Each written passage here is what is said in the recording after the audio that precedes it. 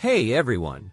Today we're talking about one of the most interesting civilizations in history, the Inca Civilization. It was a powerful empire that thrived in ancient Peru between the 1400s and the early 1500s. At its peak, the Inca Empire stretched across western South America, from Quito in the north all the way down to Santiago in the south. That made it not just the largest empire in the Americas, but also the biggest in the world at that time. What's truly incredible is how the Incas managed to conquer and adapt to such extreme landscapes. They dominated everything from high mountains and rugged deserts to tropical jungles and vast plains. Their talent for architecture and engineering is still admired today.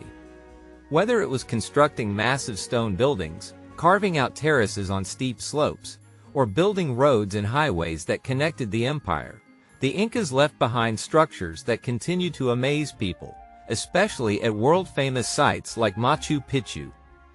Now, let's take a closer look at how it all began. The origins of the Incas are wrapped in myth and legend. According to their beliefs, the creator god Viracocha emerged from the Pacific Ocean. When he arrived at Lake Titicaca, he created the sun and all human groups. These early people were hidden underground and later emerged through springs and caves, which the Incas considered sacred. The Incas themselves believed they were born at Tiwanaku, created by the sun god Inti. That's why they called themselves the children of the sun, and their ruler was seen as Inti's earthly representative.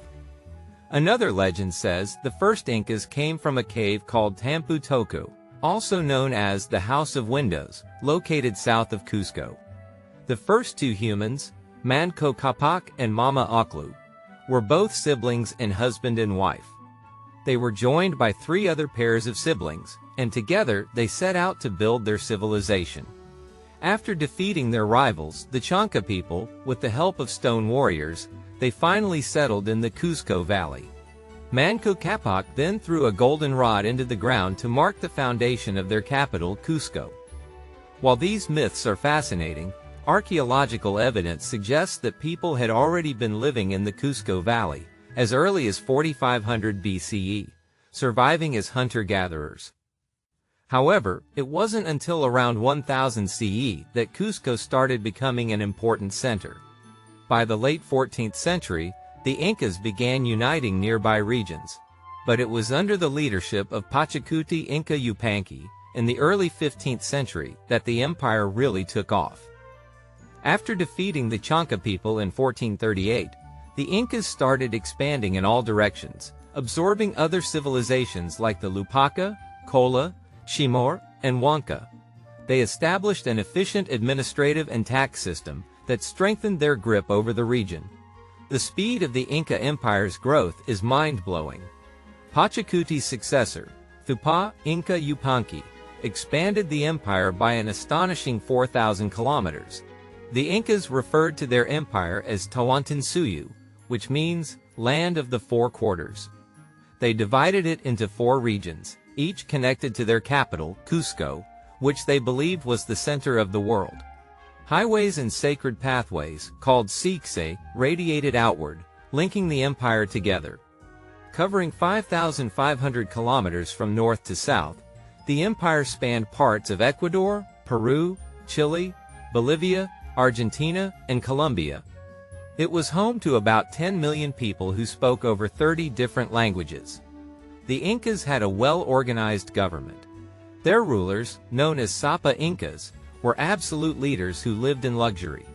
They drank from golden cups, wore silver shoes, and dressed in the finest fabrics.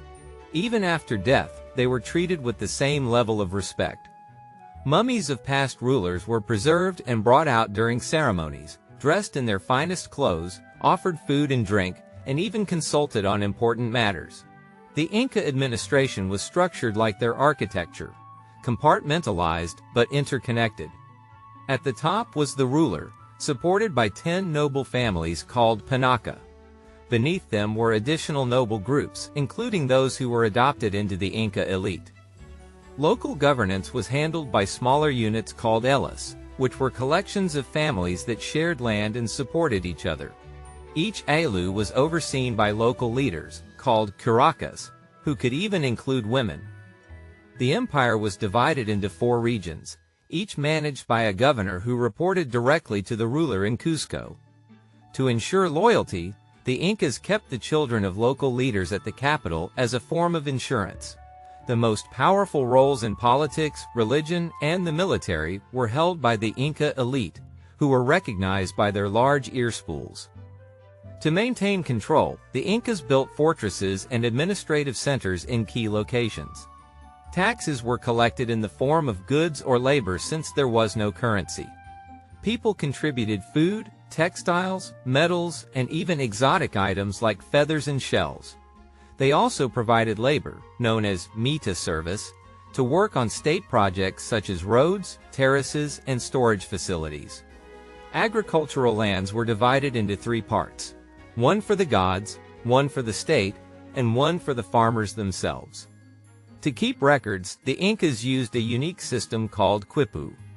It was a collection of knotted cords that could record numbers and statistics, making it easier to manage their vast empire. Despite their strict rule, the Incas offered benefits to their people, such as food storage during famines, infrastructure projects, religious festivals, and luxury goods for local elites. And now let's talk about their incredible capital city, Cusco. Now Cusco wasn't just any city. It was the heart of the Inca Empire, serving as both the political and spiritual center. At its peak, this city was home to around 150,000 people, which is pretty impressive for its time. Cusco was a marvel of design and architecture. It's said that the entire city was shaped like a puma, although some argue this could have been more symbolic than literal. At the core of it all stood the Coricancha, or the Temple of the Sun. This wasn't just any temple. It was covered in sheets of gold and adorned with emeralds, making it a true symbol of the Incas' devotion to their gods. Pachacuti, one of the empire's most influential rulers, was credited with building some of its most stunning structures, including temples dedicated to Inti, the sun god, and Mama Kilia, the moon goddess. The sheer scale and grandeur of these buildings left early European visitors completely awestruck. But the Inca civilization wasn't just about breathtaking architecture. Religion was deeply woven into their daily lives. The Incas held a profound respect for the civilizations that came before them, especially the Wari and Tiwanaku cultures. Their myths often traced back to these earlier peoples and places like Lake Titicaca, which they believed played a role in their creation story. The Incas saw their rulers as divine, often referring to them as children of the sun god Inti. Religious ceremonies revolved around astronomical events, and sacred sites, called wakas, were used for rituals and observations of the skies. Many of these shrines were built in natural formations like caves and mountain peaks, blending spirituality with nature. The Coricancha was the centerpiece of their religious practices, with its massive gold and silver decorations symbolizing their god's power. It also housed sacred objects and relics, including mummies of former rulers, who were treated as if they were still alive. These mummies were paraded during ceremonies, offered food and drink, and even consulted on important matters. It's clear that the Incas took ancestor worship to a whole new level. Human and animal sacrifices were also part of their religious customs, especially during times of crisis like droughts or earthquakes. They believed these offerings would keep the gods happy and maintain balance in their world. Now let's talk about their incredible craftsmanship. The Incas were master builders and engineers. Their stonework was so precise that the blocks fit together perfectly without mortar, and many of their structures have withstood centuries of earthquakes. Their terraces for farming were not only practical but also beautifully designed, showcasing their ability to merge functionality with aesthetics. They built an extensive network of roads, stretching over 40,000 kilometers. These roads connected the entire empire, allowing armies, goods, and messengers to move quickly.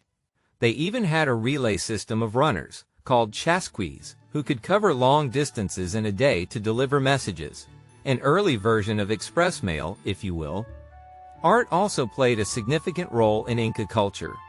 They crafted stunning metalwork using gold, silver, and copper, often creating intricate jewelry and ceremonial objects. Textiles were equally valued, with some designs reserved only for the nobility. Pottery was another medium for their creativity, featuring unique shapes and patterns that represented different regions and cultural influences. But for all their brilliance, the Inca Empire didn't last. It faced a perfect storm of challenges, internal conflicts, rebellions, and devastating diseases like smallpox that arrived even before the Spanish did. When Francisco Pizarro and his men showed up, the empire was already weakened by a civil war between two brothers fighting for the throne. This division, combined with the European invaders' advanced weapons and tactics, spelled the end of the Inca Empire. Even though the empire fell, its legacy lives on. The Quechua language, once spoken by the Incas, is still used by millions today. And sites like Machu Picchu continue to captivate people around the world, offering glimpses into the ingenuity and splendor of this lost civilization. It's incredible how much we can still learn from their achievements and the traces they left behind.